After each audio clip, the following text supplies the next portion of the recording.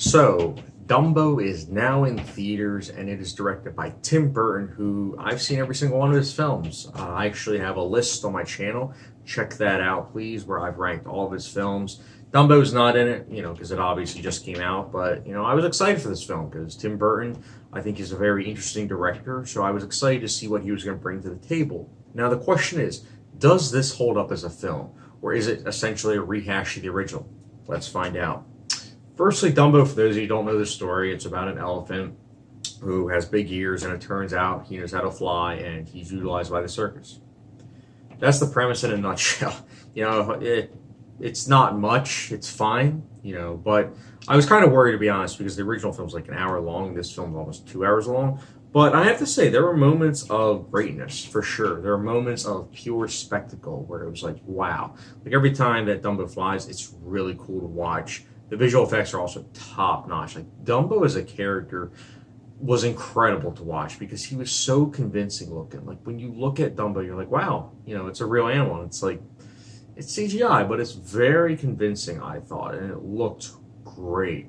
The costume design and production design was also top notch, as well as the makeup. And this is all stuff you expect in a Disney film and or a Tim Burton film, but it's still worth pointing out because it's all stuff that was top notch. I also think the score by Danny Elfman was really good. I thought it fit the film perfectly. I liked the cast. I liked Colin Farrell. I think Colin Farrell's a very interesting actor because he can be in a film like The Killing of a Sacred Deer or In Bruges or The Lobster, and then all of a sudden he'll be in a film like Saving Mr. Banks and Dumbo, and it's very interesting with how he's able to do these hardcore art house films and these, light, family fare movies. So it was interesting to see. Eva Green, Danny DeVito, Michael Keaton, they're all actors and actresses that, it was nice to see that they were on screen. The cast was top notch. And it was also a film that was charming at times. I think that was the biggest thing I had going for it.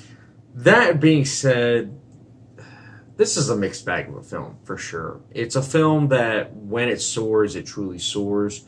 When it's not soaring, it falls pretty darn flat. For instance, the story. I liked how this was different from the original. For instance, there's a lot of added stuff that wasn't in the original, stuff that they rearranged to make it more realistic, at least for today's day and age. And that was all cool and nice, but at the same time, the way they wrote the script was just like any other Disney film. I felt like I was watching Mary Poppins Returns again. You have these kids who are neglected by their father. The father doesn't know how to be a father because he doesn't know how to pay attention to his kids. He doesn't know how to treat them. And it's like, okay, how many times are we going to see this in a Disney film? You have the bad guy who's able to influence the kids, and then the kids, are catching on to him, and you have these moments of, oh, will he make it or will he not? And there's just so many Disney cliches in this film. I'm kind of sick and tired of it at this point. Like, it's not something where I'm like, dang, like this makes the film terrible. But I think what's worse than watching a bad film is watching a basic film, because it's like so formulaic that it's like watching paint dry at times. And I'm not saying this is a bad film. It's just a run-of-the-mill film for the most part. I think what really holds this up is the fact that it is well shot, that it does look great, and at the same time you have Dumbo, a very nice looking character with polished CGI.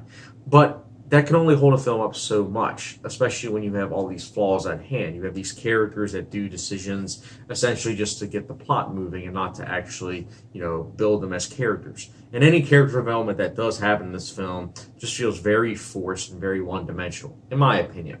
It's definitely not a film that's focused very much on the characters or their storytelling. It's a film that is all about the visual splendor that's on screen. And if that's all you want in a film, this is your film then, because this is a very good-looking film.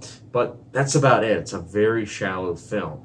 Now, that's not to say the original wasn't shallow. The original was. And I think that this film was probably more enjoyable because there are moments of greatness. The original Dumbo, it's not filled as much great moments as you might remember, which is why I'm saying that this Dumbo remake, it's not a bad film.